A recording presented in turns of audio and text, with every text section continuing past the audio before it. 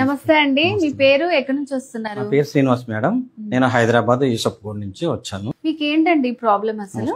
Madam నాకు బాగా మెడ విపరీతమైన పెయిన్ మేడం, అసలు కదపలేని పరిస్థితి.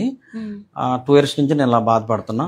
తర్వాత 1 year నుంచి అది హ్యాండ్కి వచ్చింది మేడం. హ్యాండ్కి వచ్చి విపరీతం తిమ్మురులు ఉండి మంటగా ఇదైపోతుంది. సో ఎన్ని డేస్ అవుతుంది మీరు ట్రీట్మెంట్ తీసుకొని? 25 days అవుతుంది మేడం. 25 ట్రీట్మెంట్ చాలా ఫ్రీగా అవుతుంది మేడం. చాలా ఫ్రీగా ఉంది. నొప్పి కూడా తగ్గిపోయింది మేడం.